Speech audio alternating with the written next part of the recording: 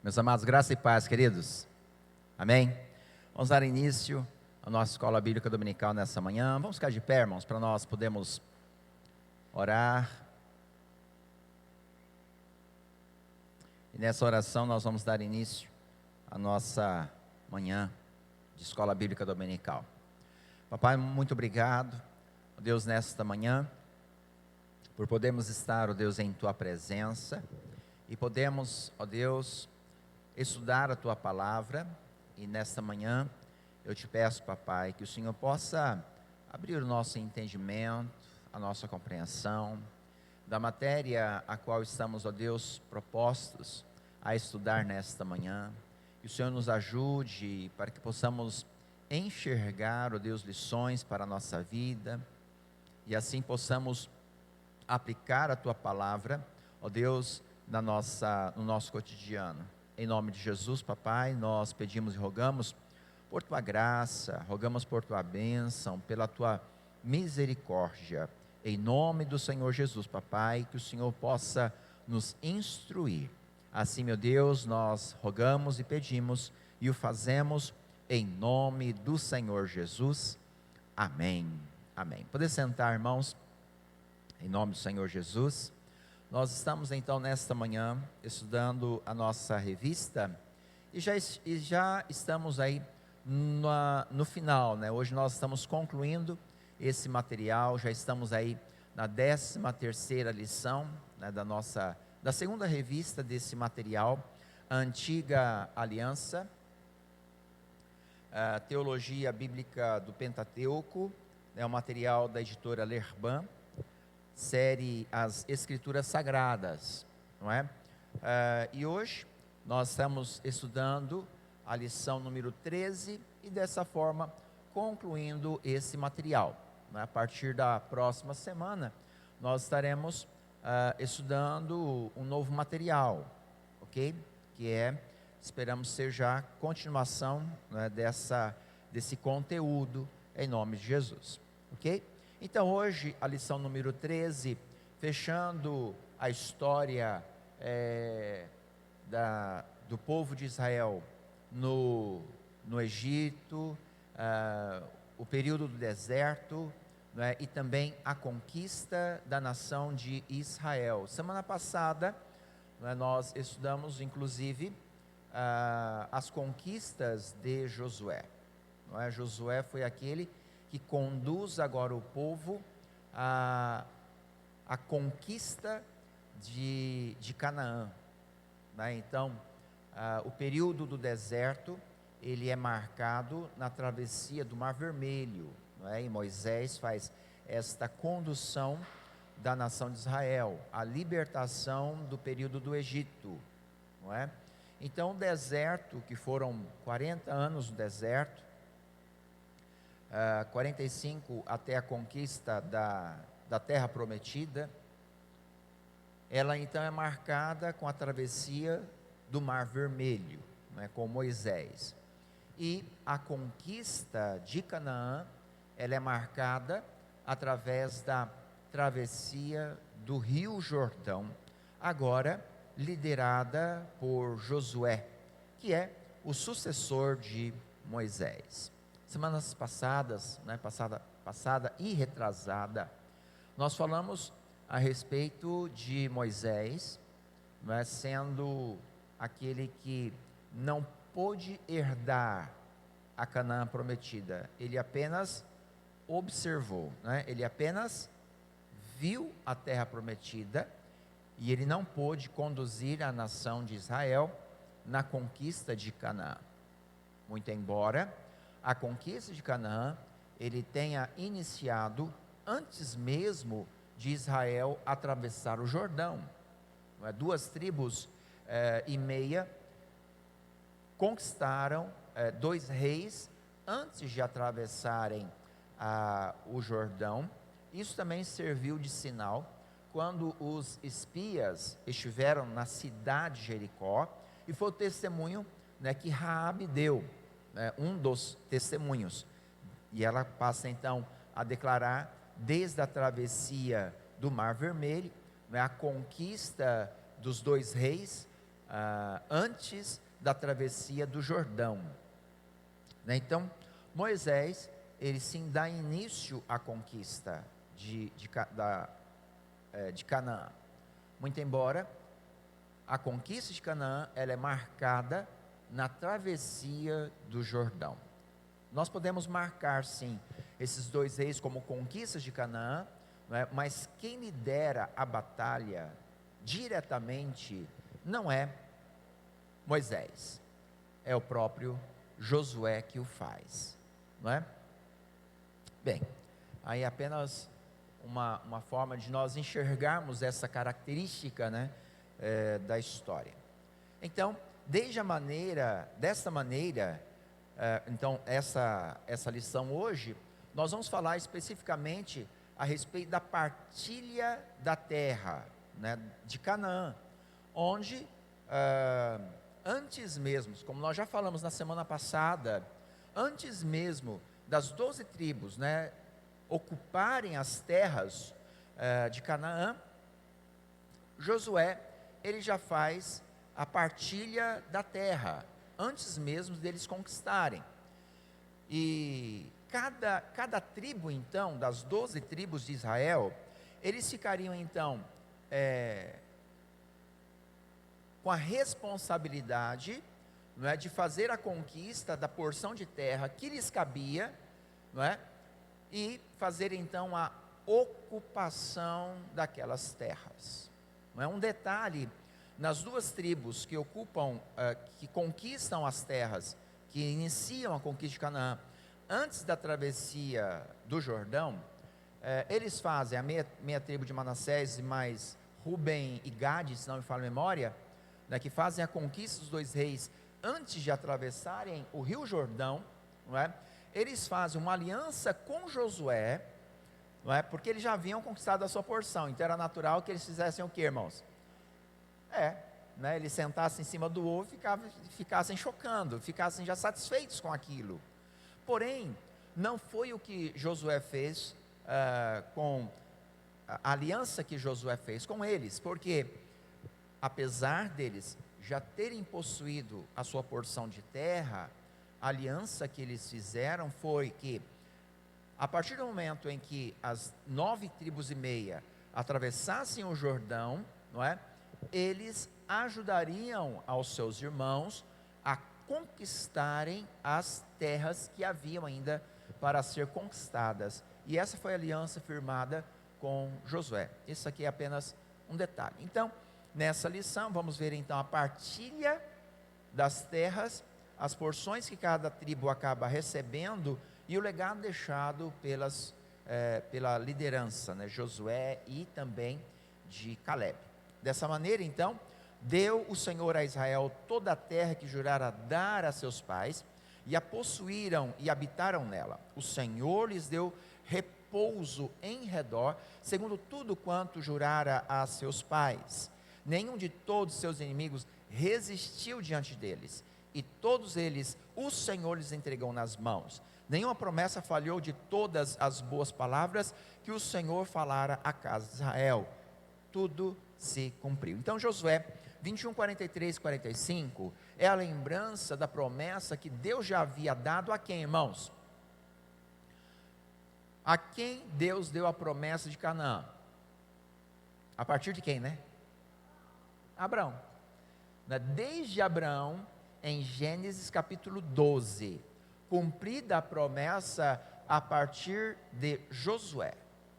Algumas gerações se passaram.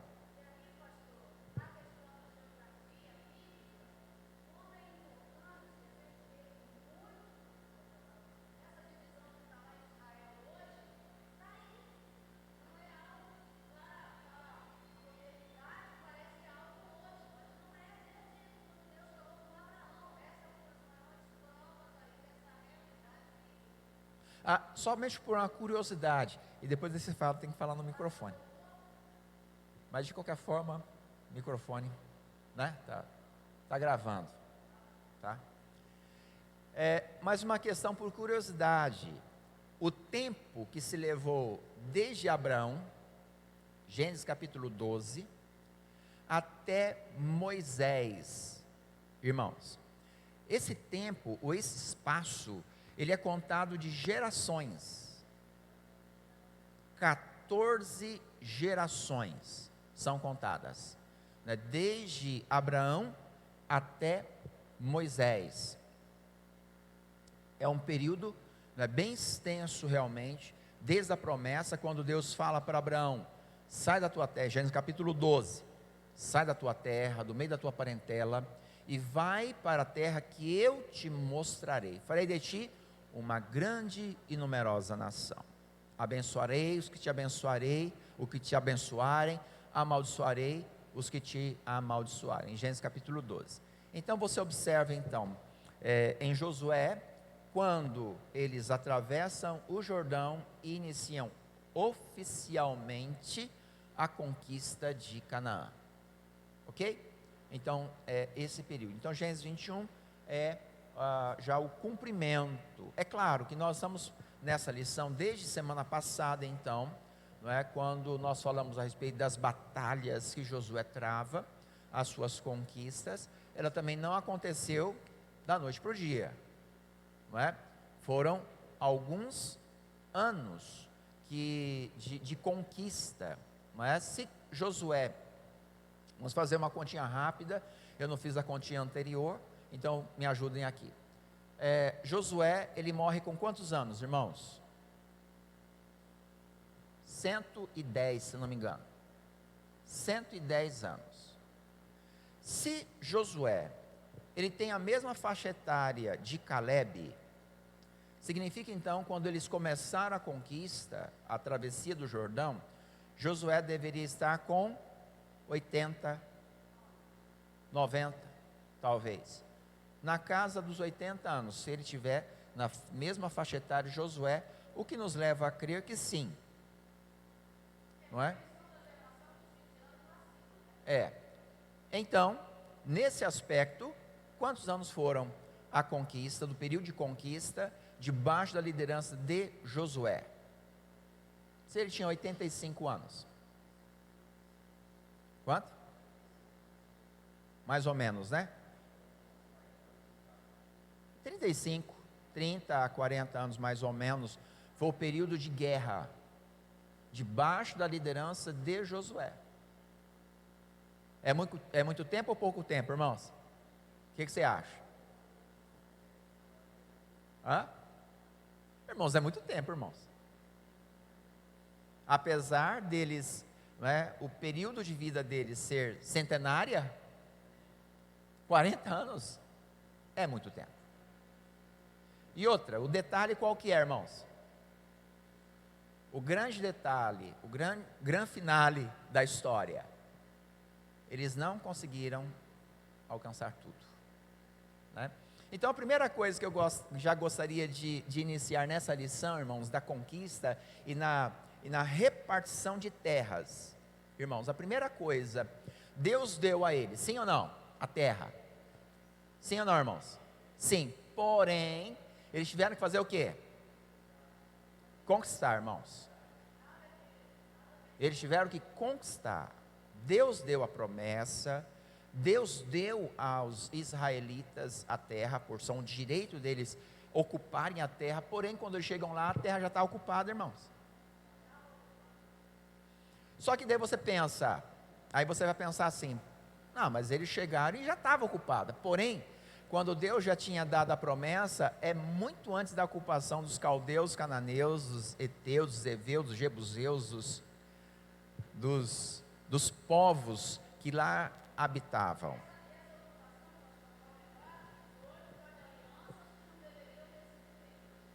Exato. E se você fizer aí um estudo rápido, desde Adão, irmãos, aquela porção de terra, ela está inclusa, não é? Nas terras em que Deus, desde o início da história, está tratando com a humanidade. Não é? Quando o Senhor, ele localiza o Éden, ele dá a localidade de quais são os pontos geográficos que o Gênesis dá, irmãos. São os rios, 4 rios, não é?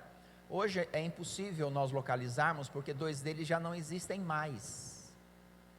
Né? O que existe no caso é o Eufrates, não é? O Jordão, e os outros rios já não tem, né? Não tem mais ali a localização daqueles rios. Logo, irmãos, toda aquela extensão, pelo que nós já temos, que é o Nilo e o Eufrates, falei errado, né? Pela localização deles ali, você já consegue, pelo menos, fazer a grosso modo, não é? Localizando ali a parte das terras desde o início da história. Logo, irmãos, a terra que Deus está prometendo a Israel, ele está já dentro daquilo lá. Aquele povo está ali, os amorreus, os cananeus, os heveus, os jebuseus, os heveus, por causa do pecado de Israel. Porque qual que é a origem deles? A origem deles é desde Noé, irmãos, a sua origem. Sem, Cão e Jafé. Não é? Então, os cananeus são descendentes de quem? Filhos de Cã. Né? E das alianças várias que eles fazem, desde os ismaelitas. Então você acaba tendo essa geração, não é? Quando já em Noé, buscando uma raiz mais atrás, não é? E depois no próprio Abrão, que teve o seu nome transformado para Abraão. E qual que é a linhagem que acaba nascendo de Abraão, que foram causadoras de problemas até hoje para Israel? Ismael. Então você puxa desde Noé, Sem, Cã e Jafé, depois em Abraão, Ismael, todos eles acabam dando as suas descendências, são os povos que estão habitando em torno de quem? De Israel. Não é? Porque você percebe de Abraão, na história de Isaac e na história de Ismael. Os irmãos lembram da história? Lembra da história? Sim. O que Deus ordena a Abraão? Que ele ouvisse a sua esposa, Sara. E qual era o pedido de Sara? Na verdade, uma ordem da esposa de Abraão. Né? Que ele despedisse Agar e seu filho. Não é? E quem foi Agar? Agar era uma serva de Sara, a qual tem Ismael, filho de Abraão. Não é? E então, quando ele acaba despedindo, ele não fica no quintal de Abraão. Para onde Agar vai? Agar vai para as redondezas. E a promessa de Deus para Abraão é que Ismael também é seu descendente. E a promessa vai recair sobre ele. Ismael será também uma grande e numerosa nação. Né? Exatamente. E ele acaba então, Ismael acaba também povoando as redondezas. Tanto que, irmãos, quando você vai para a história de José, do Egito, agora já estamos em outra história. Na história de José do Egito, quando ele é vendido como escravo, para quem ele é vendido como escravo? Uma caravana de ismaelitas. E aí você vai então, observando esses detalhes históricos, que normalmente quando nós estamos lendo a Bíblia, nós não nos atentamos a elas. Não é? Nós vamos observando os pontos se ligando. Então, quando nós falamos os cananeus, os caldeus, os amorreus, eram irmãos de Israel, não é? Por um tronco lá atrás, mas também eles eram irmãos. E porque eles estão ali na redondeza, por justamente esses fatos históricos a qual nós já estamos aqui falando. Então, o detalhe que eu quero trazer com isso, desde a lição passada, quando Josué, ele precisa batalhar, não é? Deus nos dá a terra, Deus nos dá a herança, a promessa, porém, é preciso ao homem fazer o que, irmãos? Conquistar. Conquistar. A Bíblia diz no Novo Testamento que o reino de Deus é conquistado como, irmãos? O reino de Deus é conquistado à força. Agora, não confundam isso com salvação, né? Salvação e reino de Deus são coisas distintas, muito embora pareçam iguais, são coisas diferentes. Estamos falando, quando falamos de salvação, estamos falando a respeito de entrada, direito de entrada ao céu. Quando estamos falando de reino de Deus, nós estamos falando do direito de gozar das delícias ou das ebenezers que nós temos no reino de Deus. O reino de Deus, ele é conquistado à força no aspecto de termos os galardões, as recompensas que nós podemos receber no reino de Deus. E por que a salvação não entra nisso? Porque a salvação não é uma recompensa. É difícil, às vezes, de entender. Mas, quando nós pensamos entre salvação e santificação, estamos falando igualmente de sinônimos, tá certo? Porém, não exatamente no sentido dela, não é? Parece que ser a mesma coisa, salvação e santificação, porém são coisas diferentes, não opostas, diferentes, não é? A salvação, ela é um presente de Deus, não é uma conquista do homem, é um presente de Deus, diferente da santificação. A santificação é uma conquista do homem. Claro, é uma ação graciosa de Deus também, porque sem Deus nós não podemos buscar a santificação, nós somos incompetentes para a santificação. Porém, existe aqui a nossa parte, a nossa parcela com relação à santificação, não é? Efésios 2, 8 e 9 diz o que, irmãos? Pela graça sois salvos, mediante a fé. Isto não vem de vós, é dom de Deus. Não vem de obras, para que ninguém se glorie. Então a salvação é um dom de Deus, é gratuito, dado por Deus. Qual é o papel nosso, irmãos? Fé, crer. Pela graça sois salvos, mediante. O veículo da salvação é a fé. Ou seja, como eu recebo a salvação? Através da fé, né? A fé me proporciona receber esta tão grande salvação que é dada por Deus. Não é um resultado pelo que eu faço, porque ela não vem de obras, é dom de Deus, não é? Porque se ela fosse por obras, a salvação deixaria de ser uma graça de Deus para com o homem e se tornaria uma dívida de Deus para o homem. E a salvação é um presente de Deus, gratuito, graça, é um favor que nós não merecemos, ainda assim Deus está disposto a nos dar, desde que nós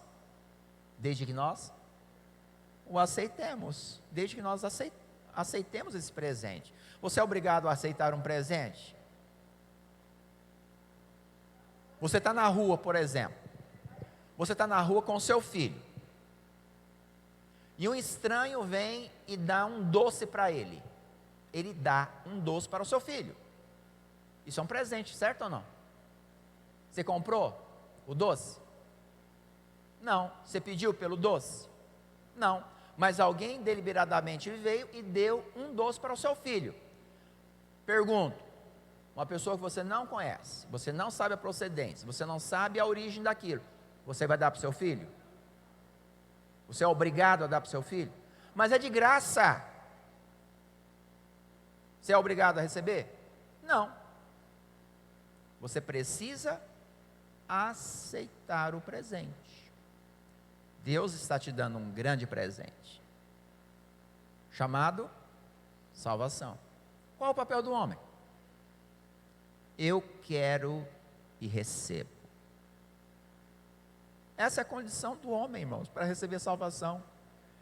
E de tão simples que é, o homem se torna o processo tão complicado, porque é algo tão grande, tão grande, tão grande, que a nossa mente perversa nos impede de crer em algo tão simples, não é?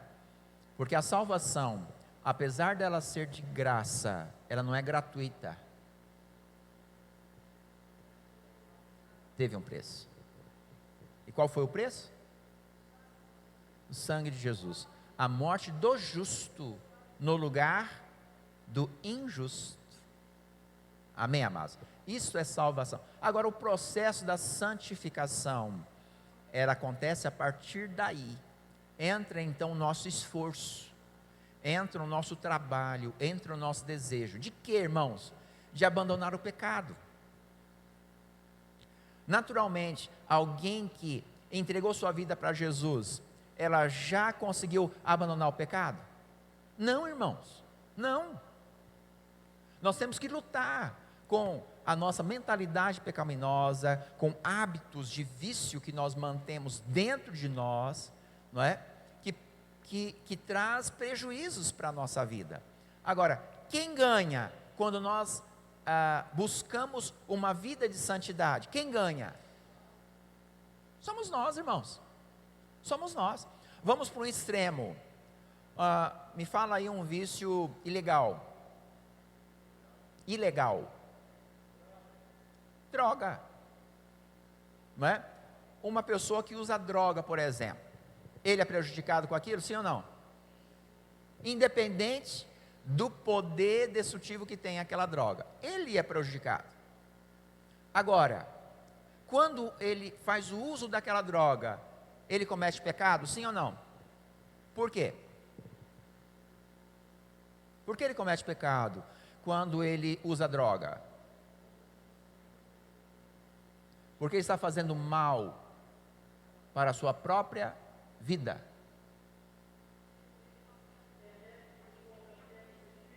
Exatamente. E por que isso é pecado? Fazer mal para si mesmo é pecado. Porque o meu corpo é templo, deve ser templo do Espírito Santo. Aí, o meu corpo precisa ser santo, ou santificado para Deus. Nesse processo, então, quando eu entrego minha vida para Jesus, eu vou ter força espiritual para lutar contra aquele vício. Uma pessoa naturalmente, ele consegue abandonar um vício, irmãos? Consegue, mas é muita batalha, é muita luta. Alguém que tem Jesus, irmãos, ele vai conseguir se libertar do vício?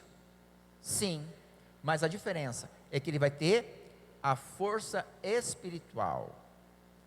A força física é a mesma de quem não conhece a Cristo, de quem conhece a Cristo. O esforço físico, irmãos, é o mesmo, porém, nós temos a ajuda espiritual, né? O Espírito Santo que nos fortalece, que nos capacita a vencer aquilo. Nesse aspecto, o reino de Deus é conquistado à força. Quando eu me esforço pela santificação. E é justamente o link que eu quero fazer, irmãos, das lições da semana passada para esta lição. O que tem a ver, né, irmãos? Hoje nós estudamos as conquistas de Josué há séculos atrás. Deus, irmãos, já te deu uma promessa. Qual é a nossa Canaã, irmãos? É o céu. A nossa conquista, a nossa batalha não é armada. Paulo escreve aos Efésios: a nossa luta não é contra a carne ou sangue, mas sim contra os principados e potestades, contra os dominadores deste mundo tenebroso.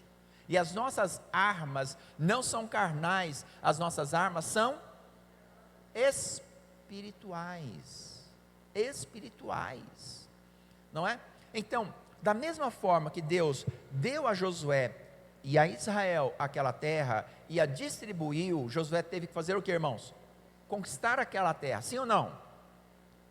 Sim. Ele conquistou? Sim, parte daquela terra. E o que foi preciso para ele conquistar aquela terra, irmãos? Esforço. E muito esforço, irmãos. A ponto dele colocar a própria vida em jogo, muitas vezes. Muito embora, não é, Josué, em algumas, ou pelo menos nas últimas batalhas, ele já não esteve pessoalmente no campo.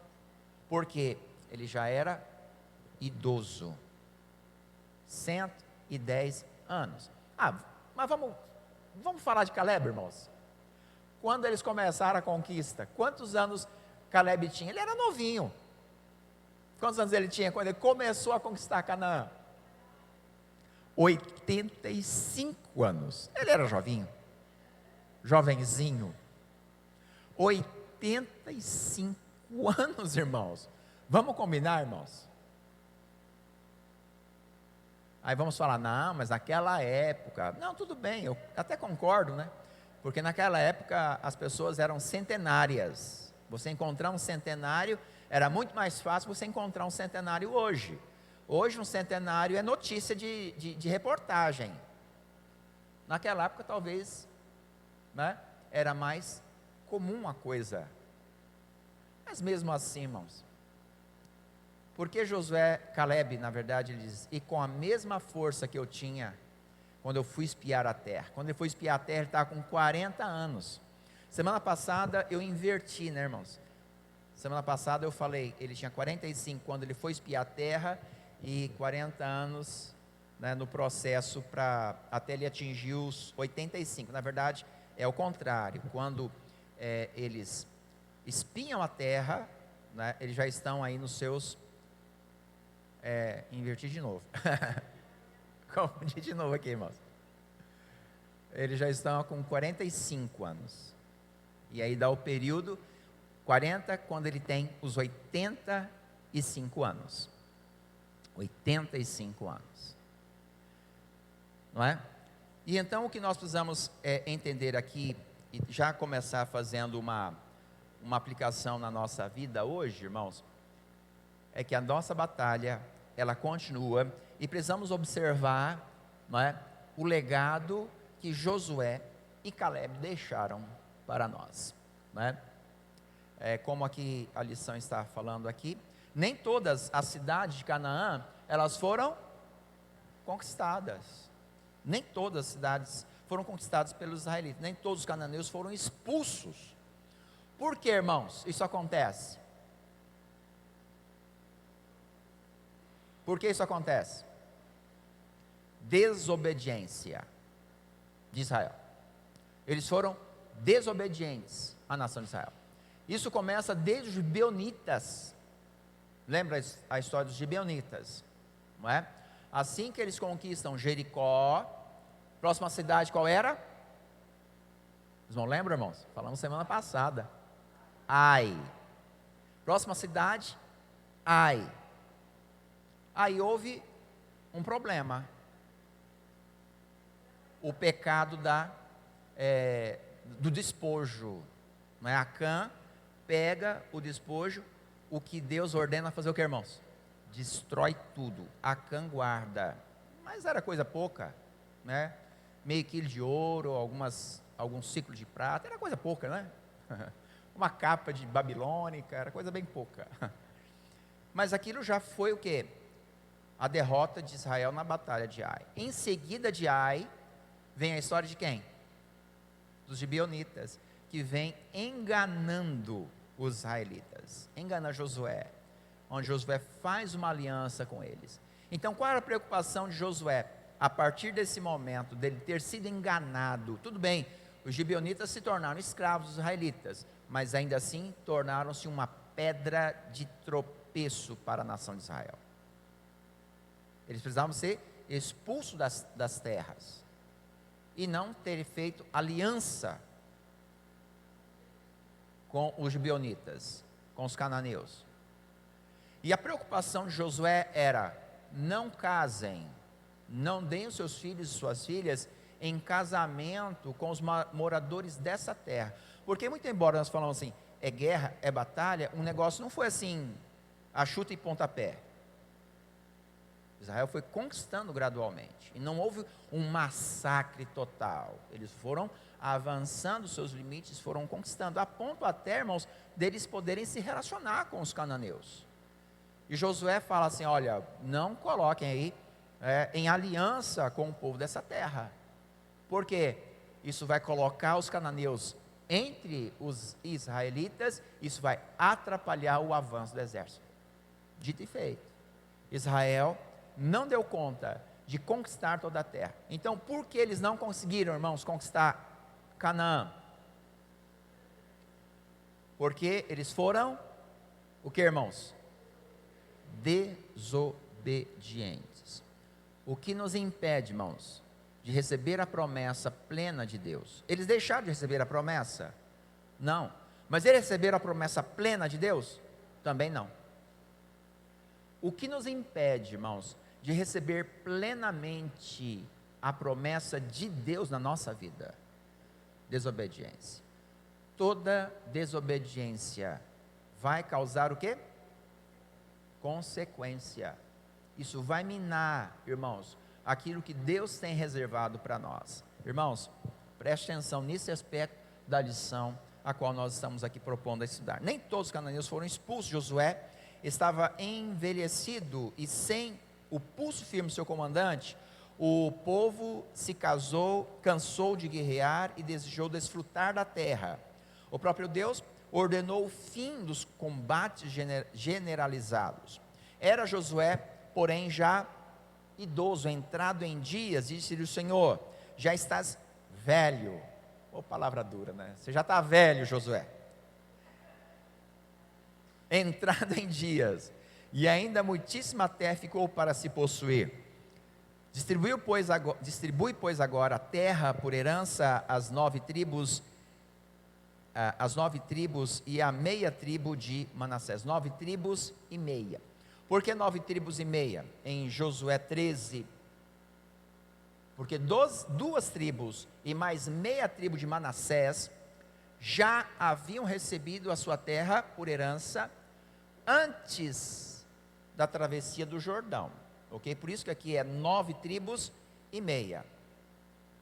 A ordem foi que Josué demarcasse o território de cada tribo e que eles ocupassem a terra, expulsassem o restante dos cananeus. Josué encorajou continuar lutando, advertindo-os do perigo de misturar-se com as gentes, desagradar a Deus.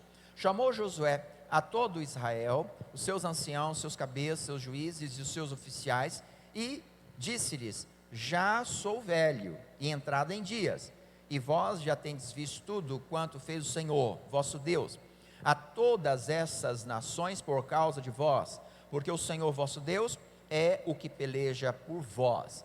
Vede aqui que vos fiz cair em sorte as vossas tribos, estas nações que restam, juntamente com todas as nações que tenho eliminado, umas e outras, desde o Jordão até o mar grande, para o pôr do sol. O Senhor vosso Deus as afastará de vós e as expulsará de vossa presença, e vós possuíreis a sua terra, como o Senhor vosso Deus e vos prometeu. Portanto, empenhai-vos em guardar a vossa alma, para amardes o Senhor vosso Deus. Aqui a instrução é no tocante à idolatria, para que eles não assumissem os deuses daquela terra por seus deuses.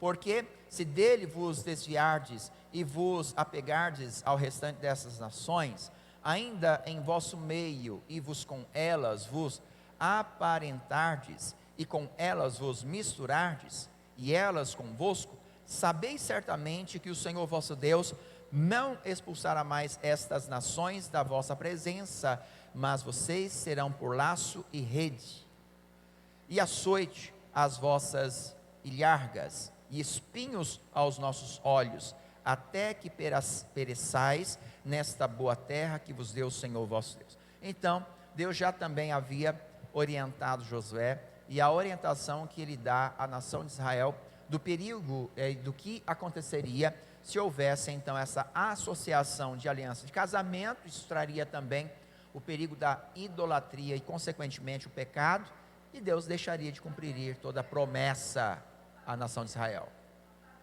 Fala aqui no microfone.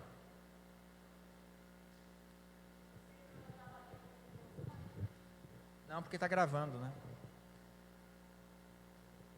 Na verdade, são lições tão importantes para a nossa vida, porque apesar de Deus estar trazendo que a nação de Israel seria uma grande nação, mas antes de nação, tudo começa com o quê? Com família. Família é um projeto do Jardim do Éden. Família. Então, quando ele diz aí, principalmente nessa parte lida, pastor, a gente enxerga que, por que Deus diz isso? Porque se eles se casassem, agora essas pessoas não poderiam mais ser despedidas, porque Deus preza pela família, em cuidar da família. E nesta aliança acabaria essa questão de eles avançarem conquistando, porque Deus, acima de tudo, vai preservar sempre a família. Isso mesmo. O primeiro tópico, né, da nossa lição hoje é a respeito da partilha da terra. Nessa primeira projeção, ele fala da conquista antes do Jordão. Rúben, os filhos de Rúben, de Gade e metade da tribo de Manassés foram autorizadas a tomar posse da terra a leste do Jordão, ou seja, antes deles atravessarem o Jordão, que foram os reis que batalharam ainda no tempo de Moisés, não é? Og, rei de Bazã, e Seom, rei dos amorreus. Então, Og e Seom foram os reis que foram, a qual houve a batalha, não é, de Josué, debaixo da liderança de Moisés. Ok? Então, nós aqui já observamos, já falamos, aliás, a respeito desse aspecto, né, da conquista, ou do início da conquista. E é claro, por que é importante nós lembrarmos a respeito disso, né, irmãos? Porque quando nós lemos estudamos, né, 3 lições anteriores, ou 4 lições anteriores, quando nós vimos a história de Moisés, e Deus falando, olha, sobe nesse monte, e olha para o norte, olha para o sul, olha para o leste, olha para o oeste, porque você não vai herdar essa terra. Você não vai conduzir o povo à herança dessa terra, porque ele conquistou a terra para ele, porque ele entrou em Canaã, irmãos. Sim ou não? Ele entrou ou não entrou, irmãos? Ele entrou em Canaã. O que lhe foi privado a Moisés foi conduzir a nação na conquista das terras que faltavam. Porque Moisés, ele entrou na Canaã. Porque a conquista começou antes. Só que geralmente, nós não enfatizamos esse aspecto, né? Nós enfatizamos a conquista de Canaã a partir da travessia do Jordão. Só que a conquista de Canaã não começou depois da travessia, ela começou antes, debaixo da liderança de Moisés, nesse evento da batalha do rei Og e Seom, não é? Acontece que não foi Moisés, porque ele já era velho, que liderou o exército israelita. Quem foi? Josué. Não é? Foi Josué quem lidera nessa batalha. Ok? Então, a primeira porção dada a Rúben, por ter se deitado, a porção de Rúben, por ter se deitado com Bila, perdeu o direito da primogenitura. Rúben, você é o meu filho mais velho, você é a minha força, o primeiro fruto do meu vigor, o mais orgulhoso e mais forte dos meus filhos. Você é violento como a correnteza, porém não será o mais importante, pois dormiu com a minha concubina, desonrando assim a cama de seu pai. Então, porque ele cometeu esse incesto, a consequência do pecado de Rúben, embora ele fosse o primogênito, ele não recebeu a herança da sua primogenitura. Aquilo que nós falamos, né? Todo pecado acaba trazendo uma consequência. A porção de Efraim e Manassés. É interessante que Manassés, quando você observa em vários textos bíblicos, você tem a meia tribo de Manassés, tal tribo mais meia tribo de Manassés. Por que isso, irmãos? Por causa justamente da conquista das terras. Metade da tribo teve terras de herança antes do Jordão, e a outra metade depois do Jordão. Ou seja, o Jordão estava dentro das terras das tribos de Manassés.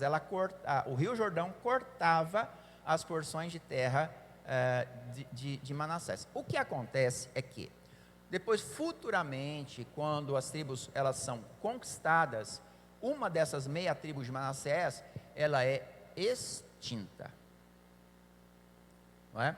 Mas isso é lá na frente, bem depois. O início aqui, por que da meia tribo de Manassés? Porque às vezes nós não nos tocamos. Por que meia tribo? Por causa da meia tribo que ficou antes, que tomou posse primeiro, e a meia tribo que ficou depois, que tomou posse da terra depois da travessia do Jordão. Ok? Então a porção de Efraim e Manassés foi José quem recebeu porção dobrada. Ou seja, quem recebeu a herança da primogenitura não foi Rúben. Quem foi? José do Egito. E aqui cabe novamente uma explicação. Porque dois os filhos de José que dão nome às tribos, não é?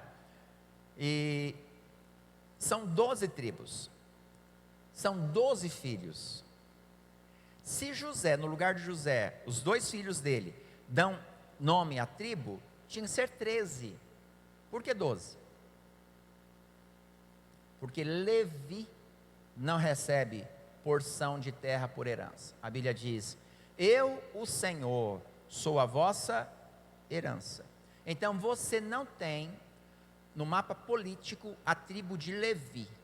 Você tem a tribo dos levitas como sacerdotes e responsáveis pelo manejo do tabernáculo. Tá certo? Deus é a herança. Eles não dão nome a tribos, no aspecto de terra. Você não tem terra. No mapa político, você não tem a tribo de Levi. Você vai encontrar então os nomes dos filhos de José, no lugar de José e no lugar de Levi. Porque você também não vê nenhuma tribo com o nome de José. Tribo de José você não tem. Da mesma forma que você não tem a tribo dos levitas. Você não vê no mapa político tribo de levitas. Porque justamente os dois filhos de José dão nome, ocupam no caso, né? A porção que era de José e a porção que era de Levi. Só que um detalhe, irmãos, um detalhe. Apesar de, na divisão das terras, Levi não ter recebido terra, não significa que eles não tinham terra. Eles tinham terra, só que eles não a possuíram na herança que Deus deu, na divisão da terra. Mas como foi? Como foi isso? É assim, os irmãos receberam a sua porção, cada um ocupou a sua porção de terra, não é? Mas Deus ordenou aos israelitas que eles dessem algumas cidades para os levitas. Por quê, irmãos? Levita come também, irmãos. E eles precisam ter o seu gado, eles precisavam ter a sua criação. Onde eles iam cuidar da sua criação? No telhado do templo? Não, irmãos. Eles precisavam de terras. E onde eles colocariam o seu gado?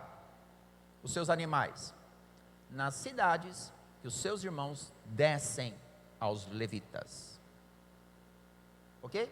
Então, eles tinham terra, mas não porque eles receberam por herança direta de Deus, mas porque foram cedidas pelos seus irmãos aos levitas. E assim que eles receberam as suas porções de terra.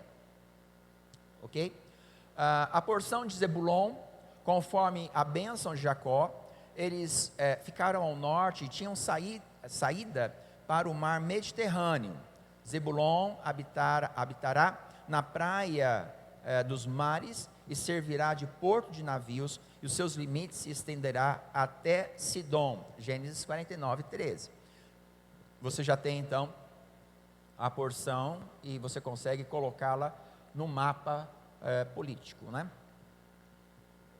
A porção de Simeão e de Levi, por terem atacado os filhos de Siquém, a traição, eles foram sentenciados a ficar dispersos entre seus irmãos. Simeão e Levi são irmãos, são irmãos.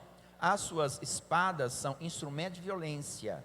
No seu conselho, não entre minha alma com seu agrupamento, minha glória não se ajunte, porque no seu furor mataram homens, e na sua vontade perversa já retaram touros. Maldito seja o seu furor, pois era forte, e a sua ira, pois era dura. Dividi-lo-ei em Jacó, e os espalharei em Israel. Aqui está um detalhe também com relação a Levi, do pecado de Simeão, porque os dois também, né, eles eram extremamente violentos. Agora, como que Levi, então, ele alcança a condição, os descendentes de Levi alcançam essa condição de serem os guardadores das coisas sagradas? Como? Se houve lá atrás esse fato histórico, né, com Simeão e Levi, e como agora eles se tornam escolhidos para serem os cuidadores das coisas sagradas do templo? Foi justamente quando Moisés está no monte, recebendo as tábuas da lei, não é? O que acontece no pé da montanha? O bezerro de ouro, não é? A nação de Israel constrói bezerro de ouro e Deus condena aquilo. E todos aqueles que fizeram aquilo morreram. Agora não sei, não me recordo agora a quantidade, mas foi de mais de centenas de pessoas. Morreram por causa daquela idolatria.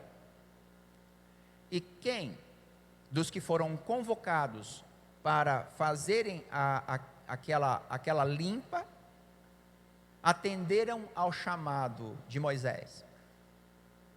Quem? Os levitas.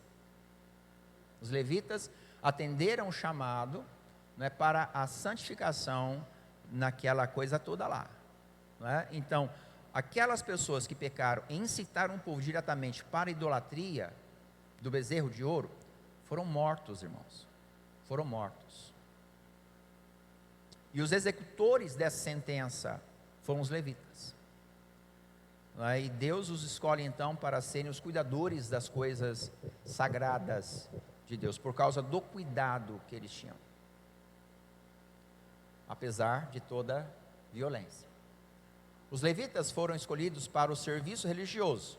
Sua herança constituiu em algumas cidades espalhadas entre as tribos. E como nós já falamos, porque as tribos que fizeram isso, deram. Os chefes das famílias, os levitas, foram até a cidade de Siló, na terra de Canaã. Ali falaram com os sacerdotes Eleazar, com Josué, filho de Num, e com chefes das famílias de todas as tribos de Israel. Lhes disseram: o Senhor Deus ordenou, por meio de Moisés, que nos desse cidades para morar, e também pastos ao redor delas para o nosso gado. E os israelitas, obedecendo a ordem de Deus, o Senhor, deram suas terras, cidades, pastos para os levitas. Não era porque os seus irmãos eram bons, mas porque era uma ordenação de Deus. E porque Deus ordenou através de Moisés, eles obedeceram a ordem. Mas foi preciso que, irmãos, os levitas irem e lembrarem os seus irmãos do que Moisés já havia ordenado, o que Deus já havia ordenado através de Moisés, né? Como não havia mais terra para repartir, Simeão foi disposto da terra de Judá. Aqui um detalhe, isso também uma consequência do pecado de violência, Simeão e Levi. Os dois não receberam terras por herança, perceberam? Na verdade, não diretamente, não tinham terras para serem conquistadas mais, não é? Quer dizer, ali na onde eles estavam, Judá então, ele cede porção de terra como herança para Simeão, para os simeonitas. Foi disperso no território de Judá, mas não teve possessão propriamente sua. A herança dos filhos de Simeão se tirou de entre as porções dos filhos de Judá, pois a herança destes era demasiadamente grande para eles, pelo que os filhos de Simeão tiveram sua herança do meio deles. Olha que coisa. E é um detalhe, irmãos, assim, bem sutil, que a gente não percebe, né? Não consegue perceber o motivo disso. Mas por que, coitado de Simeão, né? Nós podemos até, inicialmente, pensar isso. Mas por que Simeão não teve para ele, né, na partilha da terra, a porção específica para Simeão? Foi preciso Judá ceder isso. Novamente, voltamos então à história de Simeão e Levi, por causa da violência deles. Ok. Até aí os irmãos querem falar alguma coisa? O microfone está aberto para os irmãos. Tranquilo, né? O exemplo de Caleb. Agora vamos ver exatamente a história de Caleb, filho de Jefoné, né? Ele requereu de José sua porção. O vigor e a disposição dele continuaram inabaláveis, mesmo depois dos anos de peregrinação e nos anos de guerra. Sabendo dos gigantes que encontraria na região que pretendia ocupar, mostrou mais uma vez a confiança em Yahweh. Tinha eu 40 anos, quando Moisés, servo do Senhor, me enviou a Cades Barneia para espiar a terra, e eu relatei como sentia no coração. Mas meus irmãos que subiram comigo desesperaram o povo. Eu, porém, perseverei em seguir o Senhor, meu Deus. Então Moisés naquele dia jurou dizendo: certamente a terra em que pusestes o pé, tua será e de teus filhos, em herança perpetuamente, pois perseveraste em seguir o Senhor meu Deus. Eis agora, o Senhor me conservou em vida como prometeu. 45 anos há desde que o Senhor falou esta palavra a Moisés, andando Israel ainda no deserto.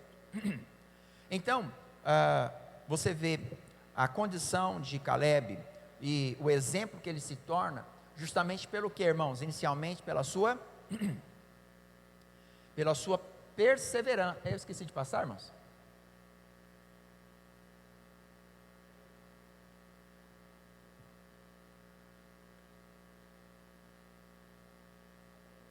Aí eu esqueci de passar, irmãos. Me perdoem.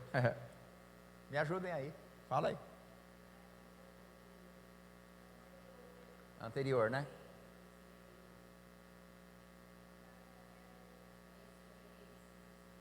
Isso. Exatamente. Aqui que eu parei.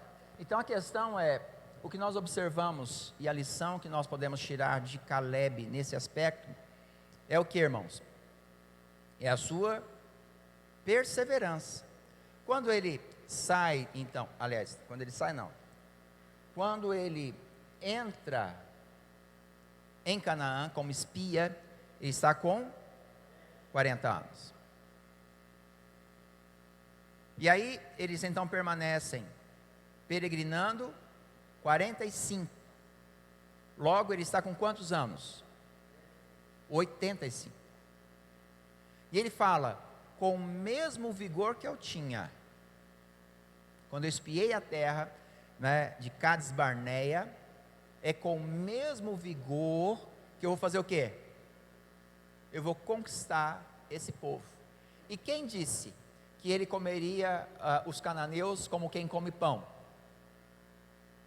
Quem disse isso? Caleb. Foi Caleb. Quando o povo disse: olha, nós somos, E aquela terra é terra que leite, mel e mel, mas aquela terra devoram os seus moradores. Não é? Foi o relatório dos espias, dos 10 espias. Mas o relatório de Caleb foi: nós vamos comer aquele povo como quem devora pão. Nós vamos devorar aquele povo como quem come pão. Né? Retrucando a fala o mau testemunho dos 10 espias. E o texto continua: e já agora sou de 85 anos, estou forte ainda hoje, como o dia em que Moisés me enviou. Qual era a minha força naquele dia? Tal ainda agora para o combate, tanto para sair a ele como para voltar. Agora, pois, dá-me este monte de que o Senhor falou naquele dia. Pois naquele dia ouviste que de lá estavam os anaquins, os grandes e fortes, grandes e fortes cidades. O Senhor porventura será comigo para os desapossar como prometeu. Caleb, então, o seu legado que ele deixa para nós, né, é o legado da perseverança. 45 anos, irmãos, ele aguarda para o cumprimento dessa promessa. Na verdade, pelo direito de lutar pela terra. 45 anos. Você teria disposição para aguardar 45 anos para receber uma promessa?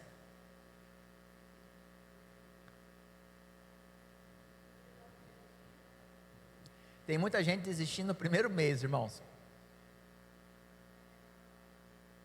Já estão reclamando na primeira semana. Não é? E Caleb, ele leva 45 anos e nutrindo o mesmo espírito, com a mesma força eu tenho hoje, com 85 anos. A Caleb, filho de Jefoné, porém, deu Josué uma parte do meio dos filhos de Judá, segundo lhe ordenara o Senhor, a saber, Kiriat Arba, isto é, Hebron.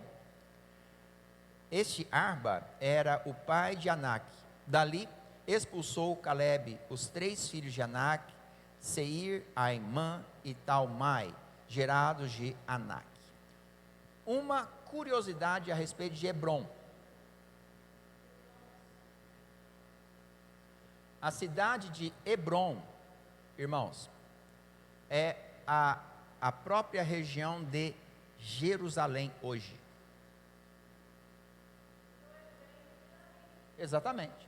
Onde ele constrói, inclusive, o templo. Né? Lá na frente, o rei Davi, ele constrói o templo, não é?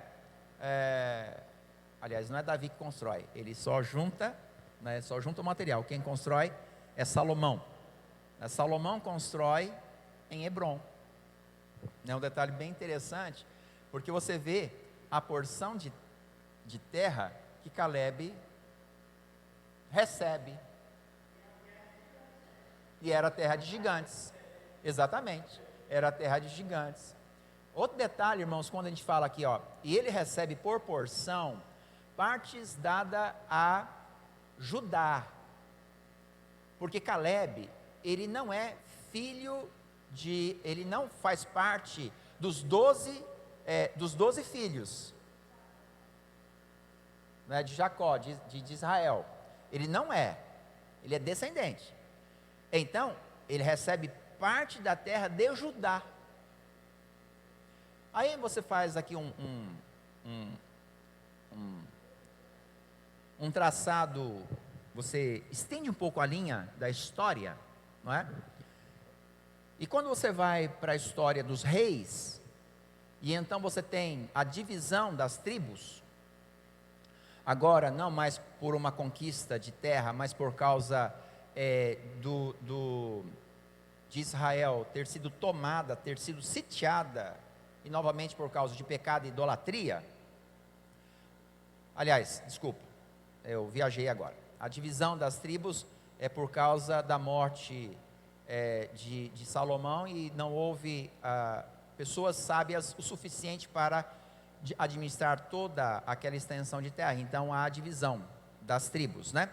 A tribo do norte, as 10 tribos, e as tribos do sul, né, que é a tribo de Judá e Benjamim.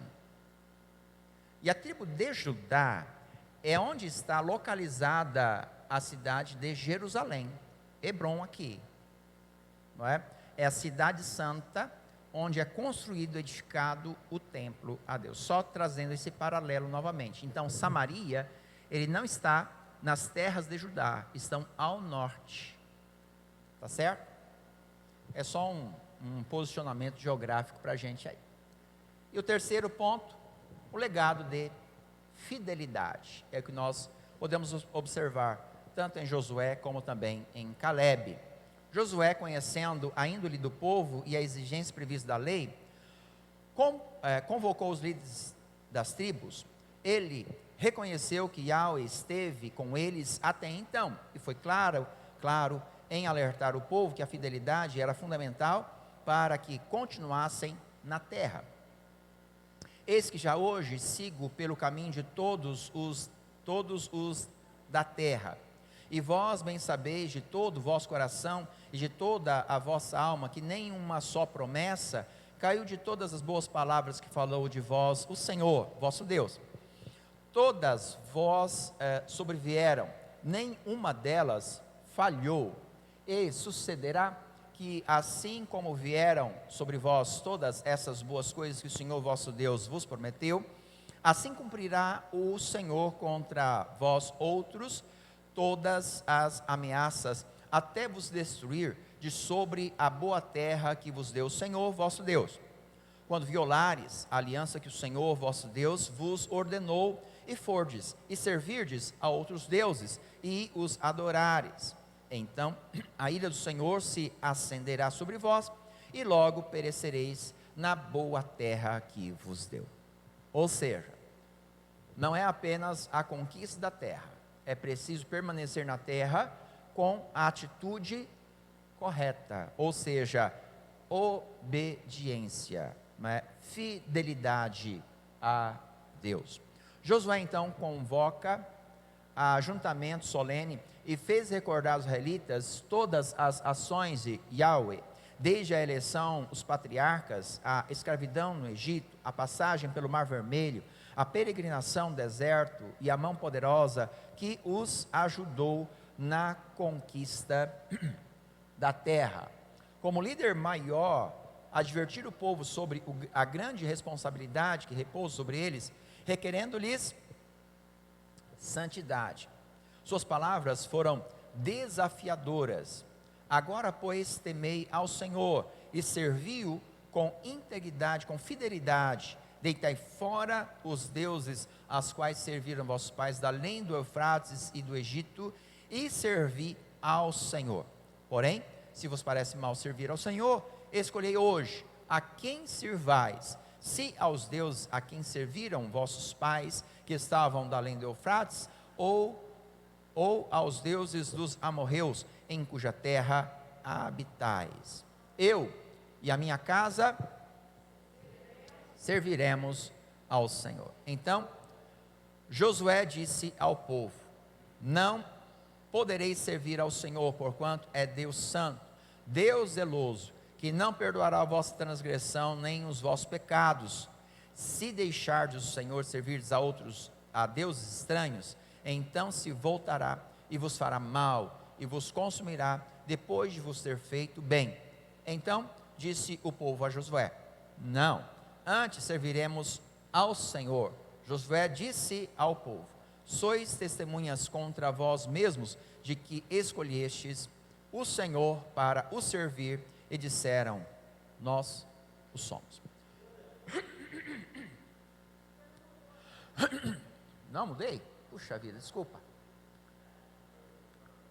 Não, tinha mudado, né? Tinha mudado, sim. Vocês estavam perdidos na leitura? Ah, você que mudou? Obrigado, filho. Então me ajuda aí.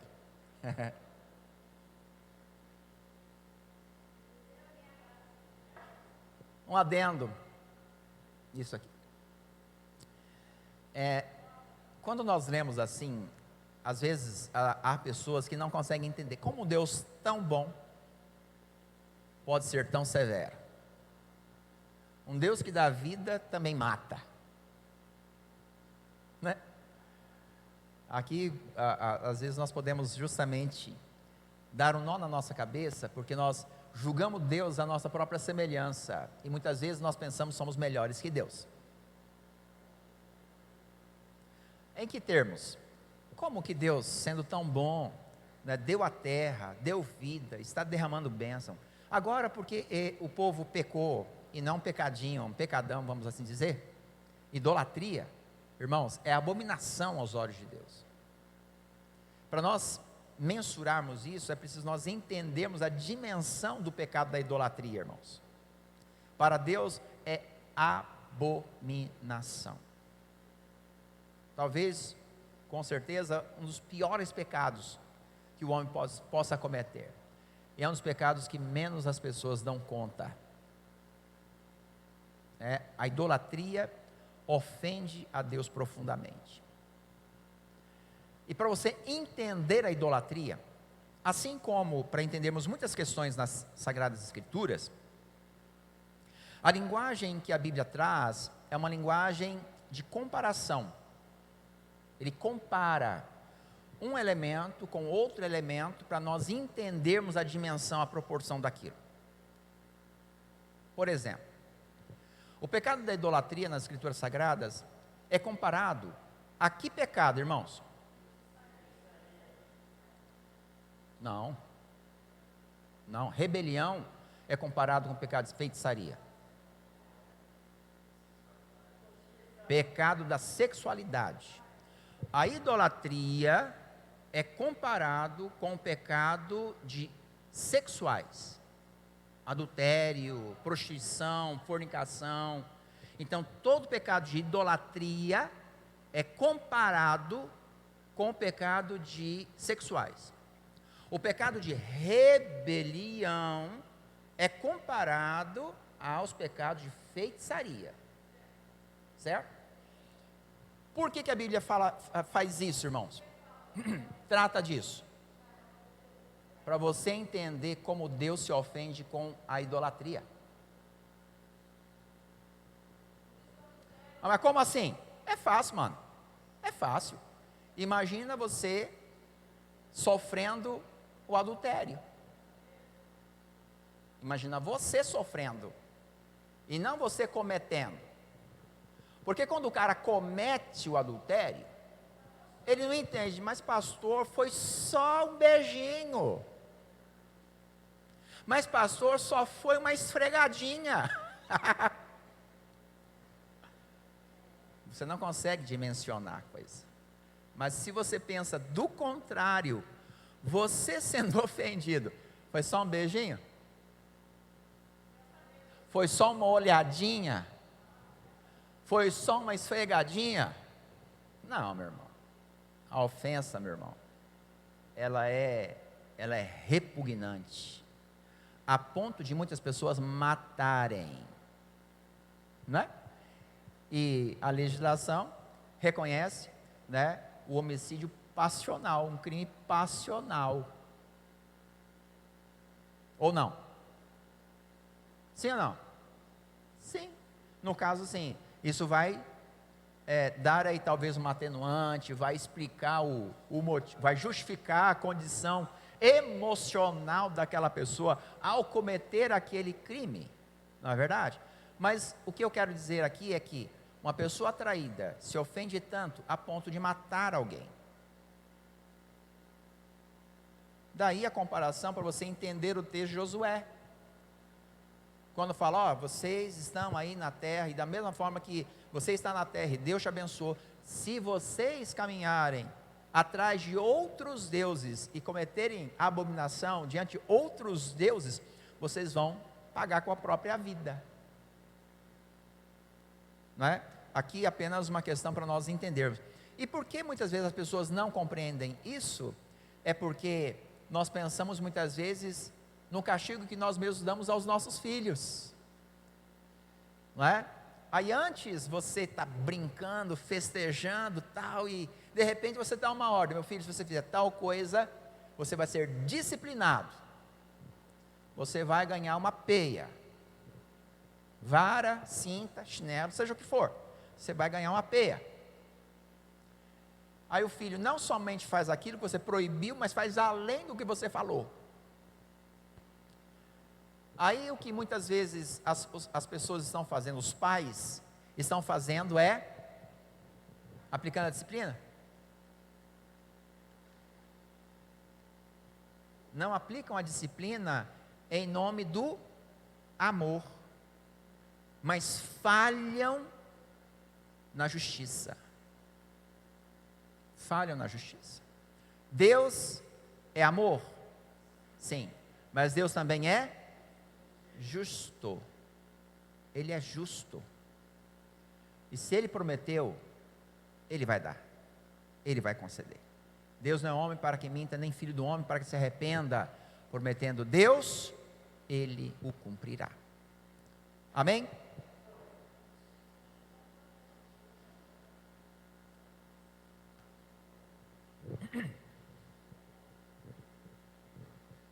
Graças a Deus, amados. Acho assim, é interessante, quando a gente fala dessa questão de idolatria, e a gente vê muito de muitos leitores da Bíblia, colocando apenas a idolatria como a idolatria de imagens, feita por um monte de homens. E existe muita idolatria, do qual nós não nos apercebemos e muitas vezes acabamos cometendo. Idolatrias, né, de pessoas, de bens, de coisas materiais, de qual o próprio Deus também condena, que está dentro da idolatria. É que quando olha-se para a Bíblia que se lê, de falando de outros deuses, se voltam especificamente para esta questão da idolatria, apenas das imagens criadas por mão de homem, quando na verdade a idolatria até mesmo às vezes de um próprio filho, de um bem que eu adquiro, que aquilo vale mais do que qualquer outra coisa para mim, e a gente precisa se atentar para isso. E eu também vejo que nessa questão de Deus, é a justiça de Deus que foi estabelecida dessa forma. Obrigado, Paulinho. Com relação, acho que é bem pertinente isso que o Paulinho está falando, porque a idolatria também ela é marcada naquilo que você deposita a sua confiança. Ou seja, você confia mais numa situação, numa circunstância, você confia mais numa pessoa do que em Deus. Isso é uma idolatria. Aí enquanto o Paulo estava falando, eu estava lembrando da situação de Daniel com Nabucodonosor, não é? Onde ele levanta uma estátua, mas em homenagem a ele, e a reverência era dada a quem? Ao rei. Não se podia pedir nada a Deus algum, senão se fosse ao rei. Durante lá um período, um mês, né? Um período lá, só podia se pedir ao rei. E Daniel continua com suas orações, continua onde ele é condenado por causa daquilo. Isso também é uma idolatria. Reconhecer apenas o nosso recurso em pessoas ou em alguma circunstância. Há muitas pessoas que confiam no seu dinheiro, na empresa, nos recursos que ele adquiriu. Isso é o que, irmãos? Uma idolatria. A Bíblia diz: onde está o teu tesouro, aí está o teu coração. Onde está o teu coração? Onde você deposita realmente a sua confiança? Se for fora de Deus, isso pode sim, né, caracterizar como uma idolatria. Ok? Já chegamos à parte da conclusão, irmãos. Josué cumpriu com dedicação a tarefa que herdou de Moisés. Com sua terra, venceu exércitos numerosos, tomando cidades fortificadas, guerreando contra gigantes. Amando de Deus, procedeu a divisão da terra entre as tribos e conservou a unidade nacional do povo de Israel. Durante seus dias, o povo foi um só. Ele foi também um exemplo em guardar a lei de Yahweh e, ao final da sua vida, mostrou domínio sobre sua casa e grande poder de influência sobre o restante do povo. Seu legado foi um exemplo de obediência, fidelidade, coragem, fé e compromisso com Deus e com sua palavra. Havendo Josué despedido o povo, foram-se os filhos de Israel, cada um a sua herança, para possuírem a terra. Serviu o povo ao Senhor, todos os dias de Josué e todos os dias dos anciãos que ainda sobreviveram por muito tempo depois de Josué e que viram todas as grandes obras feitas pelo Senhor a Israel. Faleceu Josué, filho de Num, servo do Senhor, com a idade de 110 anos. Sepultaram no limite da sua herança em Timnat-Heres, na região montanhosa de Efraim, ao norte do monte Gaás. Nós vemos então o legado, né, deixado tanto por Josué e Calebe, e são as lições a qual nós já estamos aqui destacando ao longo do discorrer da lição, que nós precisamos estar aí observando. Primeiro delas, o reino de Deus se ganha por esforço. Você precisa lutar por ele, precisa batalhar por uma vida de santidade, uma vida que agrada ao coração de Deus. Nós estamos vendo aqui a questão da fidelidade. Deus requer de nós o que, irmãos? Fidelidade a Ele, exclusividade a Deus. Da mesma forma que em sua aliança de casamento você requer inteira fidelidade no seu relacionamento conjugal, Deus da mesma forma requer no seu relacionamento para com Ele total fidelidade, não é? É mais do que exclusividade. Na exclusividade, às vezes você pode até ter o direito e pensar em dar o direito a outro, na exclusividade. Porém, na fidelidade, pelo menos assim enxergo, não existe margem de você pensar em uma outra situação, além daquela que você já tem como aliança. Amém, amados? Amém? Mas alguém quer falar alguma coisa para nós encerrarmos? Não? Então nós já caminhamos para o encerramento da nossa escola. Vamos ficar de pé, irmãos? Só lembrando os irmãos, hoje às 17 horas, nós temos a nossa primeira celebração e também às 19 horas. Na celebração das 17, nós temos o culto infantil, né, a programação para as crianças, apenas no culto das 17 horas, ok? Oi? Ah, sim. A faixa etária é até 12 anos, ok? Nós atendemos na sala infantil até a idade de 12 anos. Além disso, fica aqui no templo, né, juntamente com os pais. E a celebração das 19 horas, apenas aqui presencial com os adultos e também na transmissão virtual, se tivermos internet. Amém? Vamos orar ao Senhor, em nome de Jesus. O que é, Valnei? O Valnei tem um aviso aqui, ele está me sinalizando. Ah, ok, tá, assenta um pouquinho, irmãos. Classe Vida Nova, que é aí a oportunidade então. Classe Vida Nova está com a oportunidade.